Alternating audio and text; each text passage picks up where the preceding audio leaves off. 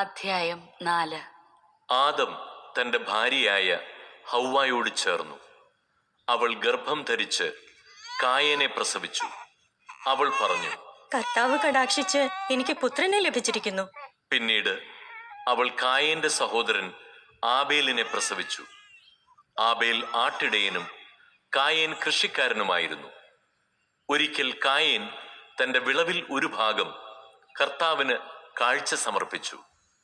ആബേൽ തന്റെ ആട്ടിൻകൂട്ടത്തിലെ കടിഞ്ഞൂൽ കുഞ്ഞുങ്ങളെ എടുത്ത് അവയുടെ കൊഴുപ്പുള്ള ഭാഗങ്ങൾ അവിടുത്തേക്ക് കാഴ്ചവെച്ചു. ആബേലിലും അവന്റെ കാഴ്ചവസ്തുക്കളിലും അവിടുന്ന് പ്രസാദിച്ചു. എന്നാൽ കായേനിലും അവന്റെ കാഴ്ചവസ്തുക്കളിലും അവിടുന്ന് പ്രസാദിച്ചില്ല. ഇത് കായേനെ അത്യധികം കോപിപ്പിച്ചു.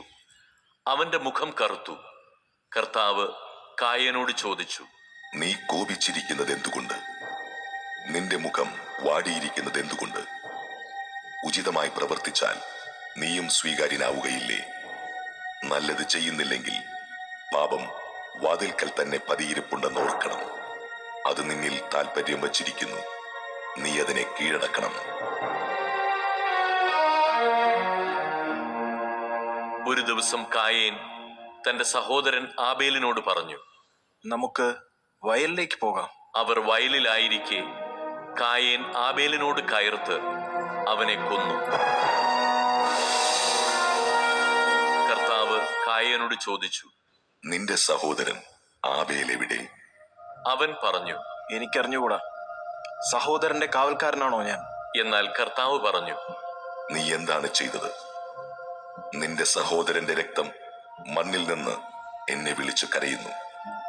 നിന്റെ കയ്യിൽ നിന്ന് നിന്റെ സഹോദരന്റെ രക്തം കുടിക്കാൻ വായ്പിളർന്ന ഭൂമിയിൽ നീ ശപിക്കപ്പെട്ടവനായിരിക്കും. കൃഷി ചെയ്യുമ്പോൾ മണ്ണ് നിനക്ക് ഫലം തരികയില്ല. നീ ഭൂമിയിൽ അലഞ്ഞു തിരിയുന്നവനായിരിക്കും. കായേൻ കർത്താവിനോട് പറഞ്ഞു, എനിക്ക് വഹിക്കാവുന്നതിലും വലുതാണ് ഈ ശിക്ഷ. ഇന്ന് അവിടുന്ന് എന്നെ ഈ സ്ഥലത്തു നിന്ന് ആട്ടിപ്പായിച്ചിരിക്കുന്നു.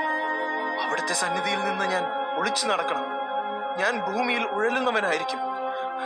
കാണുന്നവരെല്ലാം എന്നെ കൊല്ലാൻ നോക്കും. കർത്താവ് പറഞ്ഞു, ഒരിക്കലുമില്ല. കായേനെ കൊല്ലുന്നവന്റെ മേൽ 7 ഇരട്ടിയായി ഞാൻ പ്രതികാരം ചെയ്യും. ആരും കായേനെ കൊല്ലാതിരിക്കാൻ കർത്താവ് അവന്റെ മേൽ ഒരടയാളം പതിച്ചു. കായേൻ കർത്താവിന്റെ സന്നിധി വിട്ട് ഏദന് കിഴക്ക് നോദ് ദേശത്ത് വാസമുറപ്പിച്ചു. കായേൻ തന്റെ ഭാര്യയുമായി ചേർന്നു. അവൾ ഗർഭം ധരിച്ച് ഹെനോക്കിനെ പ്രസവിച്ചു. കായേൻ ഒരു നഗരം പണിതു. തന്റെ പുത്രനായ ഹെനോക്കിന്റെ പേര് അതിന് നൽകി. ഹെനോക്കിന് ഈരാദും ഈരാദിന് മെഹുയായേലും ജനിച്ചു.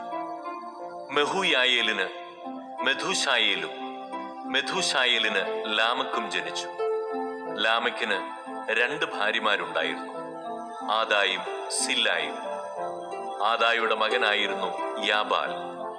കൂടാരവാസികളുടെയും അജപാലകരുടെയും പിതാവായിരുന്നു അവൻ. അവന്റെ സഹോദരന്റെ പേര് യൂബാൽ.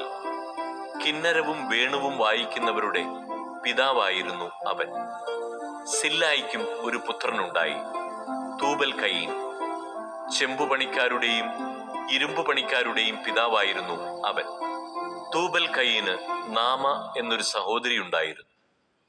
ലാമക്ക് തന്റെ ഭാര്യമാരോട് പറഞ്ഞു, ആദായേ, സില്ലായേ, ഞാൻ പറയുന്നത് കേൾക്കുവിൻ. ലാമക്കിന്റെ ഭാര്യമാരെ, എനിക്ക് ചെവി തരുവിൻ. എന്നെ മുറിപ്പെടുത്തിയ ഒരുവനെയും എന്നെ അടിച്ചൊരു ചെറുപ്പക്കാരനെയും ഞാൻ കൊന്നുകളഞ്ഞു. കായേന്റെ പ്രതികാരം 7 ഇരട്ടിയെങ്കിൽ ലാമക്കിൻ്റെത് 77 ഇരട്ടിയായിരിക്കും. ആദം വീണ്ടും തന്റെ ഭാര്യയോട് ചേർന്നു. അവൾ ഒരു പുത്രനെ പ്രസവിച്ചു. സേത്ത് എന്ന് അവന് പേരിട്ടു. കാരണം കായേൻ കൊന്ന ആബേലിന് പകരം എനിക്ക് ദൈവം തന്നതാണ് അവൻ എന്നവൾ പറഞ്ഞു. സേത്തിനും ഒരു പുത്രൻ ജനിച്ചു. സേത്ത് അവനെ എനോഷ് എന്ന് വിളിച്ചു.